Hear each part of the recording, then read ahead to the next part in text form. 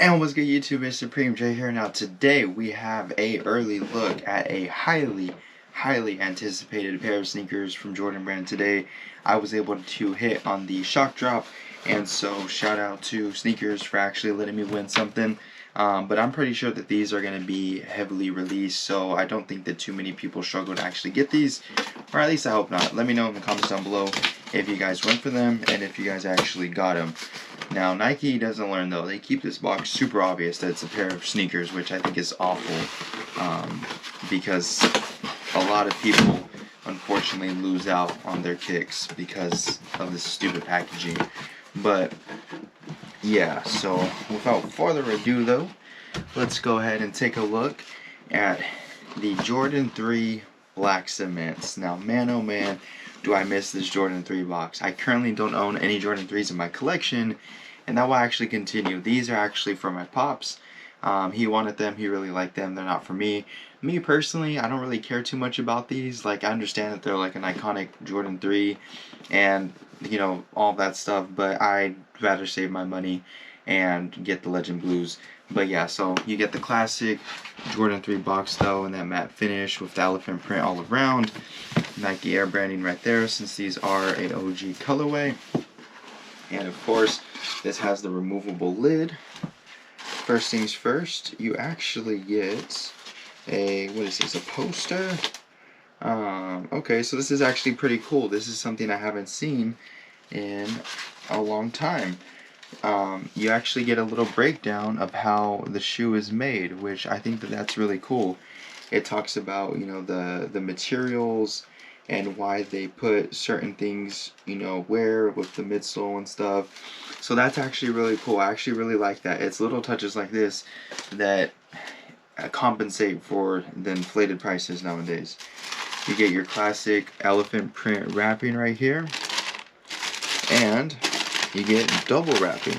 So packaging is good. And man oh man, here is the shoe.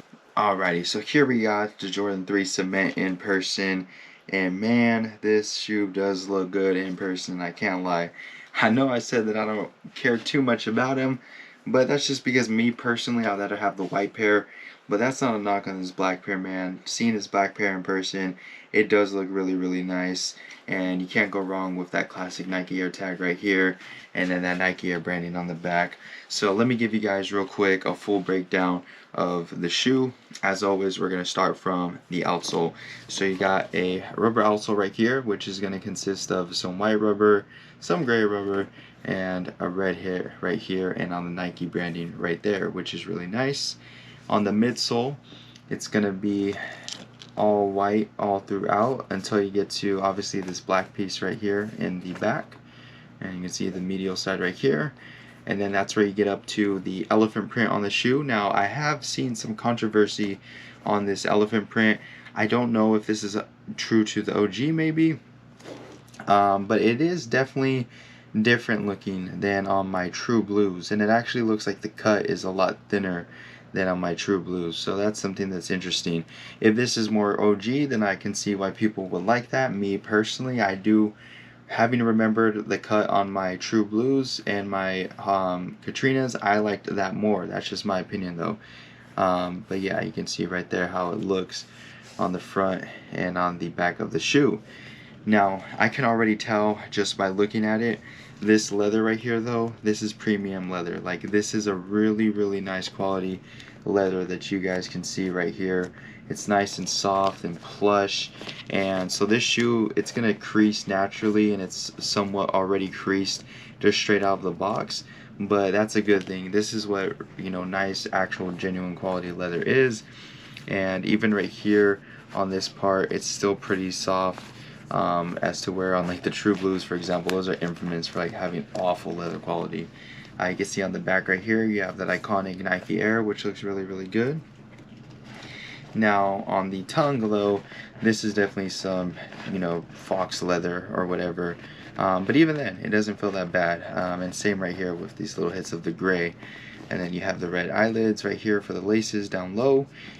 And of course you're going to have black laces with the kicks, and you're going to have a red insole. So that's the breakdown of the shoe. Overall, Jordan Brand does get a 10 out of 10 for quality. Yeah, this just feels absolutely awesome. Like, this leather is really, really nice. But yeah, I mean, there's really not too much to say about the shoe. I mean, it's such an iconic shoe. It's an iconic OG colorway. I don't remember the last time that these came out. I didn't get them then. Like I said, I'm choosing to not pursue them this time around either.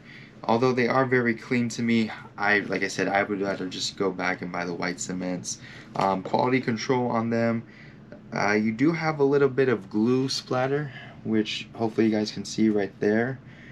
So that's a little bit concerning, especially for $220. You definitely don't want to see anything like that, because especially on this gray, it really does take away from the elephant print, and it does actually make it kind of noticeable. So that's a little bit unfortunate that that's there. Hopefully that's not a widespread issue for you guys. But besides that though, I really can't notice anything else that sticks out in a bad way.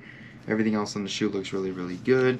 As far as sizing goes on these are going to fit true to size. I don't see why you would want to size up or size down on these, unless you either want a snug fit or like a really loose fit. For me personally, I would just go true to size if I was keeping these, and just, you know, lace them slightly loose and they wouldn't really give you any trouble. So yeah, so there's that. Now, for me personally, the biggest reason why I'm choosing to pass on these is I don't like that these had the $220 price tag.